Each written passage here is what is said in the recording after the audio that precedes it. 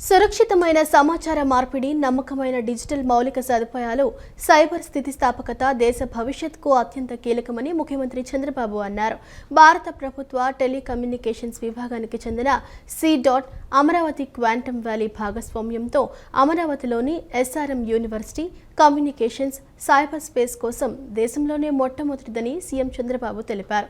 భవిష్యత్తును శాసించే సరికొత్త సాంకేతికత పరిజ్ఞానాల నిర్మాణంలో ఆంధ్రప్రదేశ్కు చెందిన విద్యార్థులు, పరిశోధకులు, స్టార్టప్లు, యువ ఆవిష్కర్తలు భాగస్వాములు కావడానికి ఇది అద్భుతమైన అవకాశాలను సృష్టిస్తుందని అన్నారు.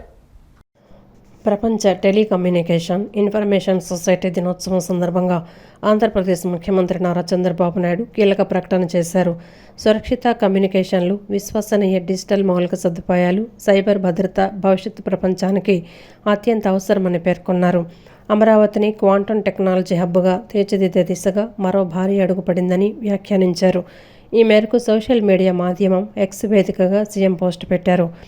ఎస్ఆర్ఎం యూనివర్సిటీ, ఏపీ, భారత ప్రభుత్వ టెలికమ్యూనికేషన్ల విభాగం, అమరావతి క్వాంటమ్ వ్యాలీ భాగస్వామ్యంతో దేశంలోనే మొట్టమొదటి quantum secure communications test bed ఏర్పాటు కానుందని సీఎం చంద్రబాబు తెలిపారు.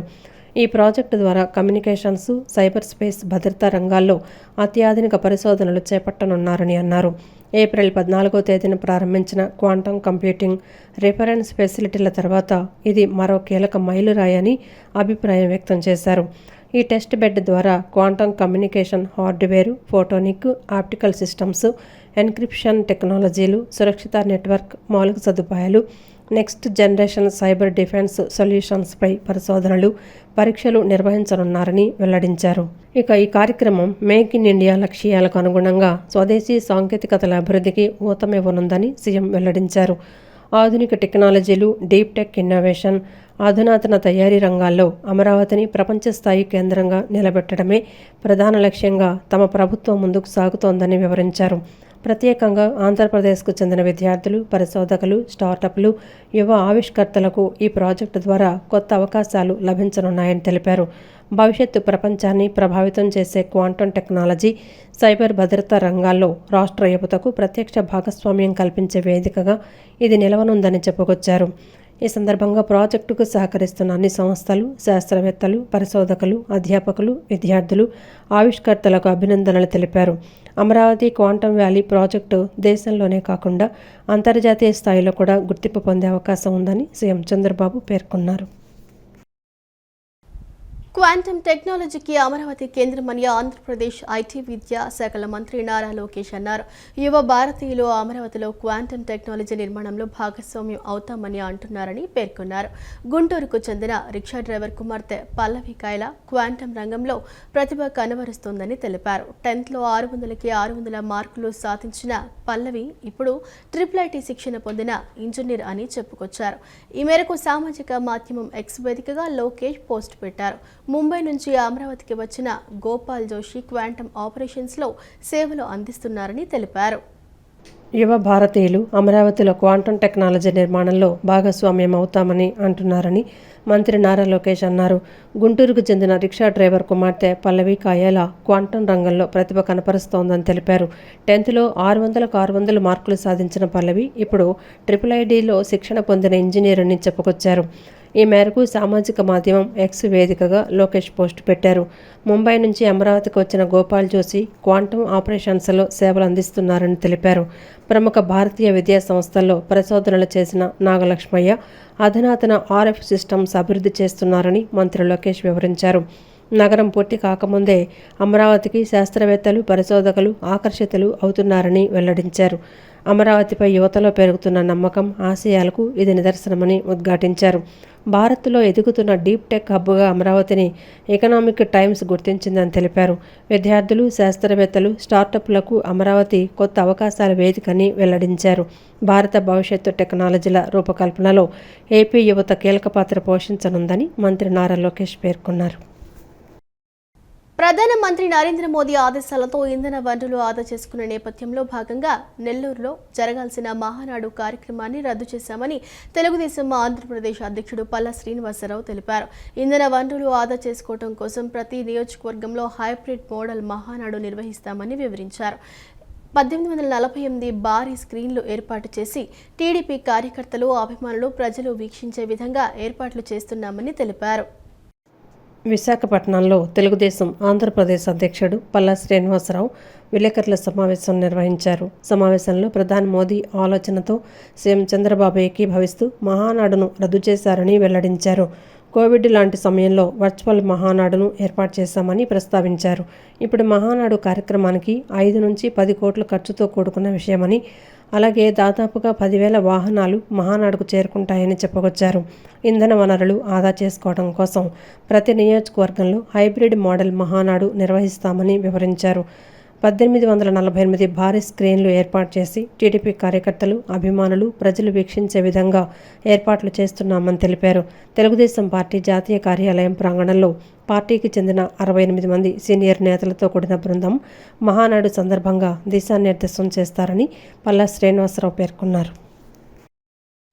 మరి ఏదైతే ఈరోజు ఆయిల్ క్రైసిస్ ఉందో ఆయిల్ క్రైసిస్ని దృష్టిలో పెట్టుకుని, ఎందుకంటే మహానాడు చేసామంటే సుమారు 10,000 వెహికల్స్ వస్తాయి. ఒక పెద్ద పండగ, పసుపు పండగలాగా చేసుకునేటువంటి ఆనతి మాకు ఉంది. ఘనంగా చేసుకోవాలన్న ఆలోచన ఉన్నప్పటికీ కూడా ఉన్నటువంటి ఈ ఆయిల్ క్రైసిస్ వల్ల దాన్ని మనం మరి అలాగే దేశ ప్రధాని కూడా ఆ పిలుపునివ్వడం, దానికి మరి మా జాతీయ అధ్యక్షులు ముఖ్యమంత్రి గారు శ్రీ నారా చంద్రబాబు నాయుడు గారు సామాజిక బాధ్యతగా తీసుకొని రెస్పాన్సిబిలిటీ తీసుకొని మనం మహానాడిని మరి బహిరంగ సభ కాకుండా హైబ్రిడ్ మోడల్లో పెట్టాలి. ఆ హైబ్రిడ్ మోడల్లో కోవిడ్ టైంలో చేసుకునే విధంగా ఇది వర్చువల్ అండ్ హైబ్రిడ్ మోడల్లో చేయాలన్న ఒక ఆలోచనతో గౌరవ ముఖ్యమంత్రి గారు డిసైడ్ చేసిన తర్వాత ఇది మేము హైబ్రిడ్ మోడల్కి వెళ్ళడం జరిగిందని చెప్పి ఈ సందర్భంగా తెలియజేస్తున్నాం. ఆంధ్రప్రదేశ్ విద్యా ఐటీ శాఖల మంత్రి నారా లోకేష్ తనయుడు Nara Devansh YouTube channel Dino Dits ప్రారంభించారు. అందుకు సంబంధించిన టీజర్ను ఈరోజు విడుదల చేశారు. అందులో దేవాంశ్ తండ్రి నారా లోకేష్ భాగమయ్యారు. డైనో డిట్స్ టీజర్లోని యూట్యూబ్ పాడ్కాస్ట్ ప్రత్యేకతలను దేవాంశ్ ద్వారా మంత్రి నారా లోకేష్ తెలుసుకున్నారు.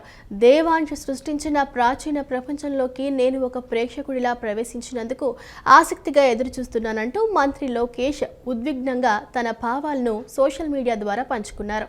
ఈ మేరకు తన ఎక్స్ ఖాతా వేదికగా నారా లోకేష్ స్పందించారు. ఈ సందర్భంగా నారా దేవాన్కు నారా నందమూరి కుటుంబ సభ్యులు శుభాకాంక్షలు తెలిపారు. ఆంధ్రప్రదేశ్ విద్యా ఐటీ శాఖల మంత్రి నారా లోకేష్ తనయుడు Nara Devansh YouTube channel dino dates ప్రారంభించారు. అందుకు సంబంధించిన టీజర్ను ఈరోజు విడుదల చేశారు. ఈ మేరకు తన ఎక్స్ ఖాతా వేదికగా నారా లోకేష్ స్పందించారు. డైనోసార్లు, శిలాజాలు, పురాతన అవశేషాల గురించి తాను తెలుసుకున్న ఆశ్చర్యపరిచే నిజాలు, డైనోసార్ల వింతలు, విశేషాలు ఆకట్టుకునే శైలిలో నవ్విస్తూ ఆలోచింపచేసేలా దేవాంశ్ అందించే పాడ్కాస్టులు యూట్యూబ్ ఛానల్ ద్వారా వీక్షకులకు చేరనున్నాయి. యూట్యూబ్ ఛానల్ ద్వారా ప్రేక్షకుల ముందుకొచ్చిన నారా దేవాంశ్ చదరంగంలో క్లిష్టమైన 175 పజిల్స్ను వేగంగా పరిష్కరించడం ద్వారా ఫాస్టెస్ట్ చెక్మేట్ సాల్వర్గా వరల్డ్ బుక్ ఆఫ్ రికార్డ్స్లో చోటు సాధించారు. 5,334 ప్రాబ్లమ్స్ అండ్ గేమ్స్ పుస్తకంలోని 175 సంక్లిష్టమైన చెక్మేట్ పజిల్స్ను గతేడాది దేవాంశ్ వేగంగా పరిష్కరించి ఈ రికార్డు సొంతం చేసుకున్న సంగతి తెలిసిందే. Devansh, why is the room full of dinosaur stuff? Wait, you have books about dinosaurs too? Research. Why do you have paintings on dinosaurs? Even more research. What does your book say? Never ever trust a dinosaur. Long story. Wait. Are you doing a podcast on dinosaurs? Right on point. Do you know your facts or are you just trying to survive? Both, but mostly survive. వేసవి సెలవులు మరియు ఆదివారం కావడంతో ఇంద్రకీలాద్రిపై భక్తుల రద్దీ నెలకొంది. ఉదయం నుంచి భక్తులు అధిక సంఖ్యలో ఆలయానికి చేరుకున్నారు. క్యూ లైన్లు అన్ని భక్తులతో నిండిపోయాయి. భక్తుల రద్దీని దృష్టిలో ఉంచుకుని ఈవో సీనా నాయక్ స్వయంగా ఏర్పాట్లను పర్యవేక్షించారు. విజయవాడ ఇంద్రకీలాద్రి భక్తులతో కిటకిటలాడింది. నేడు ఆదివారం వేసవి సెలవులు కావడంతో భక్తులు ఇంద్రకీలాద్రికి పోటెత్తారు. వేసవి సెలవులు కావడంతో భక్తులు సుదూర ప్రాంతాల నుంచి తరలివస్తున్నారు. ఎండ తీవ్రతను దృష్టిలో ఉంచుకొని దర్శనం కోసం వేచి ఉన్న భక్తులకు ఎలాంటి ఇబ్బందులు కలగకుండా దేవస్థానం కార్యనిర్వహణాధికారి సీనా నాయక్ పటిష్టమైన చర్యలు తీసుకున్నారు. భక్తుల సౌకర్యార్థం క్యూ లైన్లలో మంచినీరు, మజ్జిగ సదుపాయం కల్పించారు. భక్తుల రద్దీని క్రమబద్ధీకరించడానికి త్వరితగతిన దర్శనం అయ్యేలా చర్యలు తీసుకున్నారు. భక్తులు క్యూ లైన్లలో వేచి ఉండి అమ్మవారిని దర్శించుకుని తరిస్తున్నారు. ఆంధ్రప్రదేశ్ రాష్ట్ర వక్ఫ్ బోర్డు ఆధ్వర్యంలో నిర్వహించిన తాలీం-ఏ హునర్ టాలెంట్ టెస్ట్ రాష్ట్ర వ్యాప్తంగా ఏర్పాటు చేసిన 27 పరీక్షా కేంద్రాల్లో ప్రశాంత వాతావరణంలో విజయవంతంగా ముగిసింది. పరీక్షకు దరఖాస్తు చేసుకున్న 7,392 విద్యార్థుల్లో 6,605 మంది విద్యార్థులు హాజరై తమ ప్రతిభను ప్రదర్శించగా 787 మంది విద్యార్థులు గైర్హాజరయ్యారు. పరీక్షా కేంద్రాల్లో పారదర్శకతకు ప్రాధాన్యత ఇస్తూ కట్టుదిట్టమైన భద్రత మరియు ప్రత్యేక పర్యవేక్షణ మధ్య పరీక్షలు నిర్వహించారు.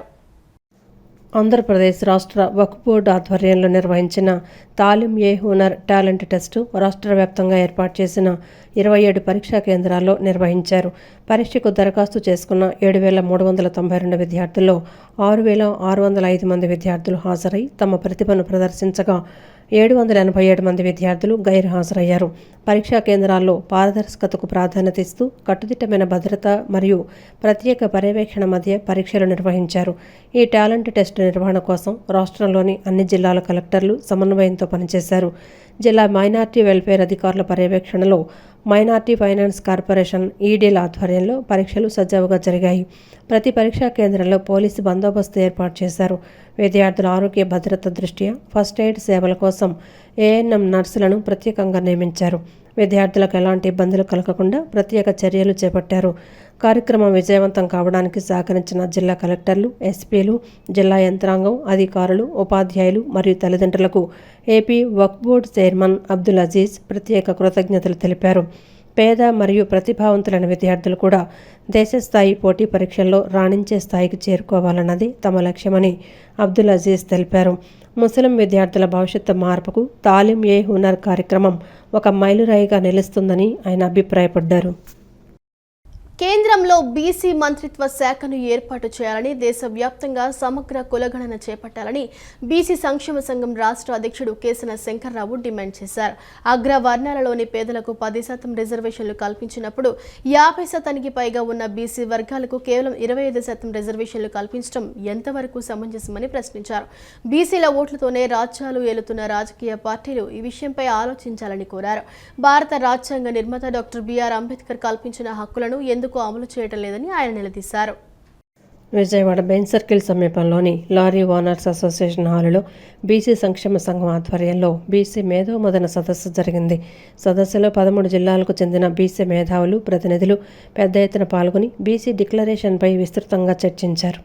ఈ సందర్భంగా బీసీ సంక్షేమ సంఘం రాష్ట్ర అధ్యక్షుడు కేసన శంకర్రావు మాట్లాడుతూ, గత 2 ఏళ్లుగా ఎన్డీఏ ప్రభుత్వం సాగిస్తున్న పరిపాలన, బలహీన వర్గాలకు అందుతున్న సంక్షేమ పథకాలు, రాజకీయ, విద్యా రంగాల్లో బీసీల వాటా తదితర అంశాలపై ఈ సదస్సులో సుదీర్ఘంగా చర్చించామన్నారు. బీసీల జనాభా నిష్పత్తి ప్రకారం వారికి రావాల్సిన వాటా దక్కాలనే ఆలోచనతోనే ఈ మేధోమథన సదస్సును ఏర్పాటు చేసినట్లు తెలియజేశారు. గతంలో సీఎం చంద్రబాబు స్థానిక సంస్థల్లో 34% రిజర్వేషన్లు కల్పిస్తామని, బీసీ రక్షణ చట్టాన్ని ఏర్పాటు చేస్తామని, అలాగే 50 ఏళ్లు దాటిన ప్రతి బీసీ సోదరుడికి పెన్షన్ సౌకర్యం కల్పిస్తామని ఎన్నికల మేనిఫెస్టోలో పెట్టిన అంశాలను ఈ సందర్భంగా ఆయన గుర్తు చేశారు. చట్టసభలో కానీ మరి అదేవిధంగా 50% సీలింగ్ వీళ్ళ న్యాయమూర్తులు చెబుతున్నారు. 50% సీలింగ్ దాటకూడదని చెప్పింది. మరి 10%లో ఉన్నటువంటి అగ్రవర్ణాల్లో 2-3% ఉన్నటువంటి పేదలకు 10% మరి విద్యా ఉద్యోగ రంగంలో అవకాశాలు కల్పించారు. మేము వాళ్ళకి కల్పించొద్దని అంటలేదు. కనీసం మరి 50% పైబడి ఉన్నటువంటి ఈ వర్గానికి 25% రిజర్వేషన్ కల్పించారు. ఇది ఎంతవరకు సమంజసం అనేది రాజకీయ పార్టీలు కూడా ఒక్కసారి ఆలోచన చేయాలి. ఎందుకంటే బీసీలు లేదే మేము లేవని అంటున్నారు. బీసీల యొక్క ఓట్లతో మీరు రాజ్యాన్ని పరిపాలిస్తున్నారు, రాష్ట్రంలో కానీ కేంద్రంలో కానీ మాకు రావాల్సినటువంటి వాటా భారత రాజ్యాంగ నిర్మాత డాక్టర్ బిఆర్ అంబేద్కర్ ఏదైతే రాజ్యాంగాన్ని రచించాడో ఆ రచించినటువంటి రాజ్యాంగంలో మాకున్నటువంటి అవకాశాన్ని ఎందుకు మీరు అమలు చేయటం లేదని చెప్పని ఈ రోజున దాని మీద చర్చ చేసి భవిష్యత్తు కార్యాచరణ కూడా త్వరలోనే తీసుకుంటామనేటువంటి విషయాన్ని తెలియజేస్తూ అనంతరం బీసీ సంక్షేమ సంఘం జాతీయ అధ్యక్షుడు జార్జుల శ్రీనివాస్ గౌడ్ మాట్లాడుతూ, బీసీలు ఎదుర్కొంటున్న సమస్యలపై చర్చించి 10 డిమాండ్లతో కూడిన తీర్మానాలను ఏకగ్రీవంగా ఆమోదించినట్లు పేర్కొన్నారు. ఈ తీర్మానాలను విజయవాడ బీసీ డిక్లరేషన్గా ప్రకటిస్తూ దీని ప్రతులను ప్రధానమంత్రి నరేంద్ర మోదీకి, ఆంధ్రప్రదేశ్ ముఖ్యమంత్రి నారా చంద్రబాబు నాయుడుకి, ఉప ముఖ్యమంత్రి పవన్ కళ్యాణ్కి పంపిస్తామన్నారు. దేశంలో బీసీలకు చారిత్రాత్మకంగా అన్యాయం జరుగుతోందని, జాతీయ జనగణనలో సమగ్ర కులగణన చేపట్టాలని తాము గల్లీ నుంచి ఢిల్లీ దాకా పోరాటం చేశామని గుర్తు చేశారు. తమ పోరాటానికి స్పందించి కేంద్ర కేబినెట్ కులగణన చేపడతామని ప్రకటించినప్పటికీ ప్రస్తుతం జరుగుతున్న జనాభా లెక్కల్లో కులగణన లేకపోవటం దేశంలోని 80 కోట్ల మంది బీసీలను మరోసారి మోసం చేయటమేనని ఆయన ఆవేదన వ్యక్తం చేశారు. ఇటీవల తాము ముఖ్యమంత్రి చంద్రబాబును కలిసి ఈ విషయమై సుదీర్ఘంగా చర్చించామని తెలిపారు. కేంద్రంలో సంకీర్ణ ప్రభుత్వంలో ఏపీ ముఖ్యమంత్రి చంద్రబాబు నాయుడు, ఉప ముఖ్యమంత్రి పవన్ కళ్యాణ్ల ప్రభావం బలంగా ఉన్నందున వారిద్దరూ చొరవ తీసుకుని కేంద్రం ద్వారా బీసీ కులగణన జరిగేలా చూడాలని, బీసీలకు న్యాయం చేయాలని కోరారు. ఇవాళ బలమైనటువంటి ప్రధాని నరేంద్ర మోదీ గారు ఇప్పటి వరకు ఎవరి గృహానికి ఆయన వెళ్ళలే. నరేంద్ర మోదీ గారు 11 ఏళ్ల పాలనలో వ్యక్తిగతంగా ఎవరింటికి వెళ్ళలే. కానీ ఆంధ్రప్రదేశ్ ముఖ్యమంత్రి చంద్రబాబు నాయుడు గారింటికి, ఉప ముఖ్యమంత్రి పవన్ కళ్యాణ్ గారింటికి నరేంద్ర మోదీ గారే స్వయంగా వెళ్ళాడు. అంటే కేంద్రంలో వీళ్ళ యొక్క ప్రాబల్యము, వీళ్ళ యొక్క పలుకుబడి, వీళ్ళ యొక్క కేంద్రంలో యొక్క సంకీర్ణ ప్రభుత్వంలో వీళ్ళ యొక్క రాజకీయంగా వీళ్ళకు ఒక పలుకుబడి ఉంది. కాబట్టి ఈ మేధో మదన సదస్సు ద్వారా దయచేసి చంద్రబాబు నాయుడు గారిని, డిప్యూటీ సీఎం పవన్ కళ్యాణ్ గారిని ఇవాళ బీసీ కులగణన జరిగేలా మీరు చొరవ చూపాలి. మీరు చొరవ చూపి బీసీలకు న్యాయం చేయాలి. బీసీలకు న్యాయం చేస్తే బీసీలంతా మీ వెంట ఉంటారు. ఇవాళ దేశవ్యాప్తంగా జరిగేటువంటి ఈ ప్రక్రియలో ఖచ్చితంగా మా డిమాండ్లు నెరవేర్చుకోవడం కోసం ఇవాళ గల్లీ నుంచి ఢిల్లీ దాకా పోరాటం చేస్తాం. ఎవరినైనా ఎక్కడైనా ఎదిరించి మా హక్కులు సాధించుకుంటామని చెప్పి ఈ సందర్భంగా తెలియజేస్తున్నాం. విజయవాడ కొత్త ప్రభుత్వ ఆసుపత్రిలో తొలగించిన రోగి కాలును కుక్క నోట కరుచుకొని వెళ్లటం దారుణమైన సంఘటన అని, నిర్లక్ష్యానికి నిలువెత్తు నిదర్శనమని కాంగ్రెస్ పార్టీ నగర అధ్యక్షుడు నరహరిశెట్టి నరసింహారావు విమర్శించారు. దీనికి నైతిక బాధ్యత వహిస్తూ రాష్ట్ర వైద్య ఆరోగ్య శాఖ మంత్రి సత్యకుమార్ యాదవ్ రాజీనామా చేయాలని డిమాండ్ చేశారు. కూటమి ప్రభుత్వంలో అవినీతి రాజ్యమేలుతోందని, ప్రభుత్వ కార్యాలయాల్లో డబ్బు ఇవ్వనిదే పనులు జరగటం లేదన్నారు. రైతులకు గిట్టుబాటు ధరలు లభించడం లేదని, రైతులు ఇబ్బందులు పడుతున్నారని అన్నారు. ఆంధ్రరత్న భవన్లో కాంగ్రెస్ పార్టీ నగర అధ్యక్షుడు నరహరిశెట్టి నరసింహారావు విలేకరుల సమావేశం నిర్వహించారు. సమావేశంలో ఆయన మాట్లాడుతూ, విజయవాడ మహానగరంలో 5 నుంచి 6 జిల్లాలకు అనుసంధానమై ఉన్న కొత్త ప్రభుత్వ ఆసుపత్రిలో నిర్లక్ష్యానికి నిదర్శనం తొలగించిన కాలును కుక్కనోట కరుచుకొని వెళ్లటమని అన్నారు. ఆ సంఘటన ఆసుపత్రికి వచ్చిన రోగులు, వారి సహాయకులను భయాందోళనలకు గురిచేసిందని చెప్పారు. కుక్క అక్కడ వీరవిహారం చేసిన ఆసుపత్రి సూపరింటెండెంట్, ఆసుపత్రి ఉన్నతాధికారులకు తెలియకపోవటం దారుణమన్నారు. దీనికి నైతిక బాధ్యత వహిస్తూ రాష్ట్ర వైద్య ఆరోగ్య శాఖ మంత్రి సత్యకుమార్ యాదవ్ రాజీనామా చేయాలని డిమాండ్ చేశారు. భవిష్యత్తులో ఇటువంటి సంఘటనలు పునరావృతం కాకుండా చూసుకోవాలన్నారు. ప్రభుత్వ ఆసుపత్రిలో మందులు లేవని, ఫ్యాన్లు, ఏసీలు పనిచేయటం లేదని, ఎక్స్రే మిషన్లు పనిచేయటం లేదన్నారు. గన్నవరం విమానాశ్రయం అభివృద్ధి పనులు ఎక్కడ వేసిన గొంగళి అక్కడే ఉన్న చందంగా ఉందన్నారు. భోగాపురం ఇక్కడ అభివృద్ధి చేయకుండా అమరావతిలో అంతర్జాతీయ విమానాశ్రయం నిర్మిస్తామంటున్నారని, ప్రజాధనాన్ని దుర్వినియోగం చేస్తున్నారని తెలిపారు. రైతులకు గిట్టుబాటు ధరలు లభించడం లేదని, రైతులు ఇబ్బందులు పడుతున్నారని అన్నారు. ఆ రోజు కుక్క నోట కరుచుకుని అక్కడ పేషెంట్లు, వారి బంధువులు, హాస్పిటల్ సిబ్బంది అందరూ కూడా నిర్ఘాతపోయే పరిస్థితుల్లో అది వేరే విహారం చేస్తే సూపరింటెండెంట్ గారికి కానీ, అక్కడ ఏజెన్సీలో ఉన్న వాళ్ళకి కానీ, గవర్నమెంట్ హాస్పిటల్లో ఉన్నటువంటి ఉన్నతాధికారులకు కానీ ఎవరికి కూడా పట్టినట్టు వ్యవహరించేది చాలా దారుణమైనటువంటి సంఘటన. ఈ రాష్ట్రంలో వైద్య శాఖ మంత్రి ఉన్నటువంటి సత్యకుమార్ గారు, ఆయన వైద్య ఆరోగ్య శాఖ మంత్రి కాదు, ఎన్టీఆర్ జిల్లాకు కూడా వారు ఇన్ఛార్జ్ మంత్రివర్యులుగా ఉన్నారు. ఆయన ఇన్ఛార్జ్గా ఉన్నటువంటి మంత్రిగా ఉన్నటువంటి జిల్లాలో, ముఖ్యంగా కోతవేటు దూరంలో వాళ్ళ రాజధానికి దగ్గరలో ఉన్నటువంటి గవర్నమెంట్ జనరల్ హాస్పిటల్ ఇటువంటి ఘోరం జరిగితే నైతిక బాధ్యతగా సత్యకుమార్ గారు రాజీనామా చేయాలని కాంగ్రెస్ పార్టీకి మేము డిమాండ్ చేస్తున్నాం. భవిష్యత్తులో ఎలాంటి పునరావృతం కాకూడదు వచ్చిన బాధ్యత అనేది ఉంది.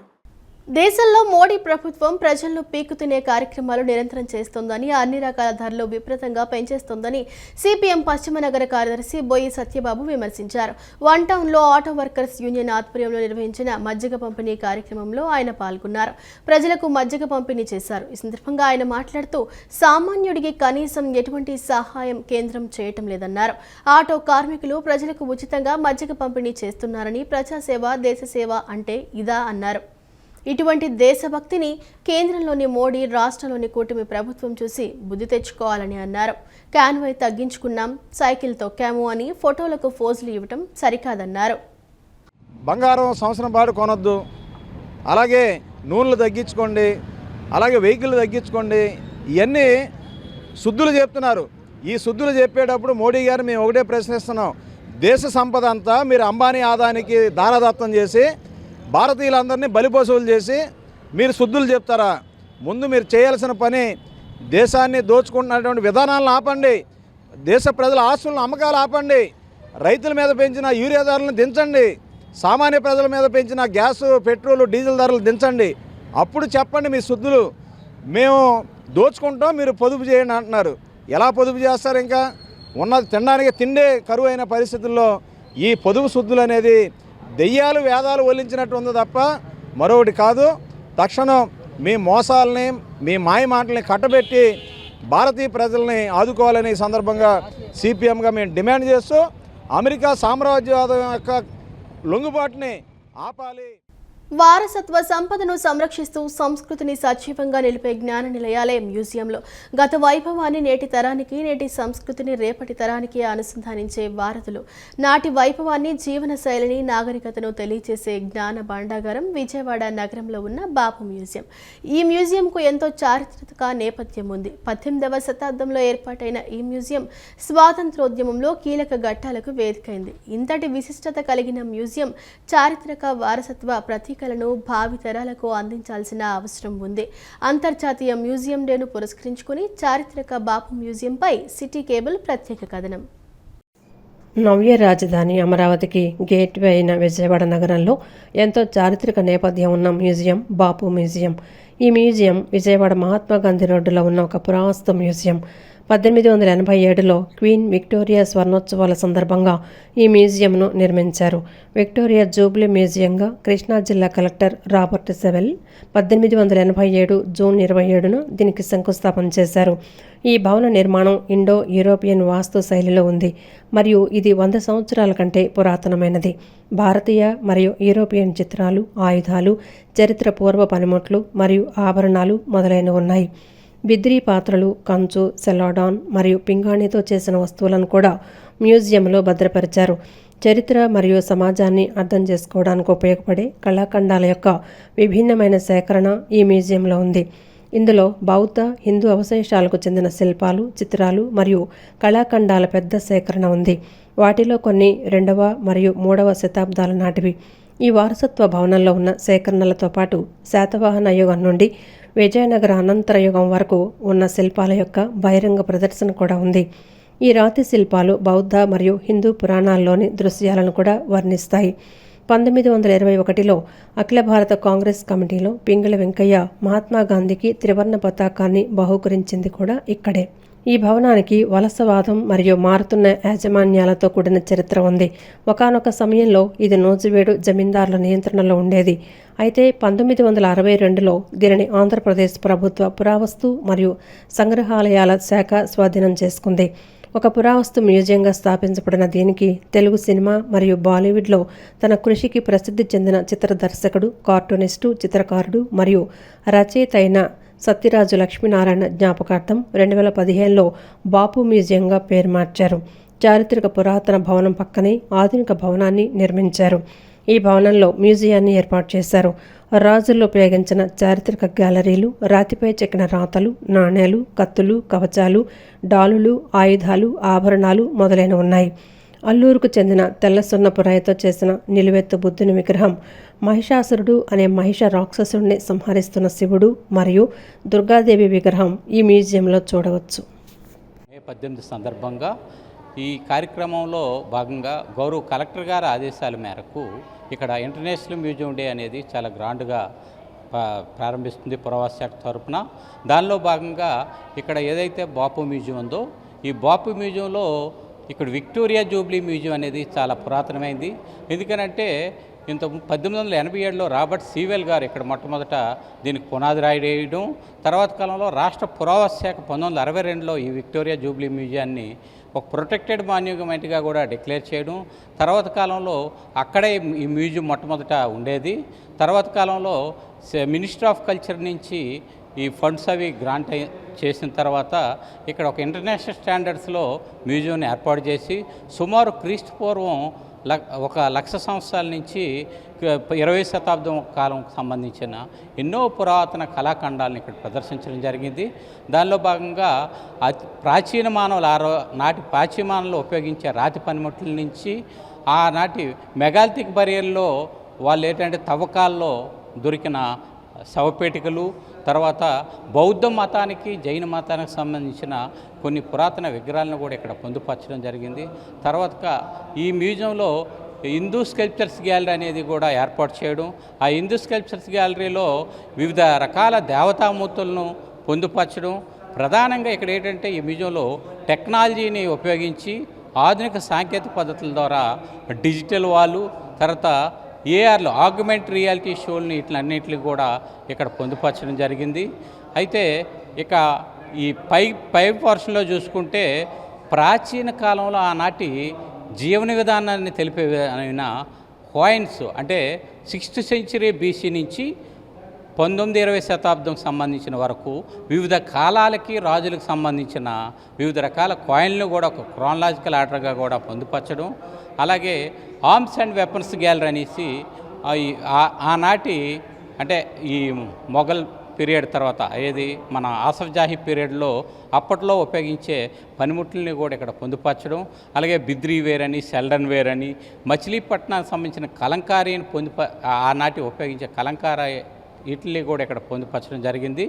అయితే ఇక్కడ ఒక లేజర్ షో కూడా జాతీయ ఉద్యమంలో 1921లో అఖిల భారత జాతీయ కాంగ్రెస్ సమావేశం జరిగినప్పుడు ఆనాటి ఎవరైతే మహాత్మా గాంధీ గారు ఈ సమావేశంకి హాజరైనప్పుడు పింగళి వెంకయ్య గారు జాతీయ జెండాన్ని ఇక్కడ గాంధీ చేతి గారికి ఇవ్వడం జరిగింది. ఇదే విక్టోరియా బిల్డింగ్ ప్రిన్సెస్లో.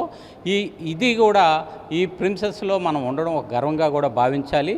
అయితే ఇలా పురాతన కాలానికి సంబంధించి ఎన్నో వివిధ రకాలమైన ఆయుధాలు అవ్వచ్చు, తర్వాత పనిముట్లు అవ్వచ్చు, విగ్రహాలు అవ్వచ్చు, కొన్ని పంచలోహ విగ్రహాలని కూడా ఇక్కడ పొందుపరచడం, వీటిలన్నిటిని కూడా విజయవాడ పురవాసులు సందర్శించే విధంగా రేపు అందరికీ ఫ్రీ కూడా ప్రవేశం కల్పించడం జరుగుతుంది.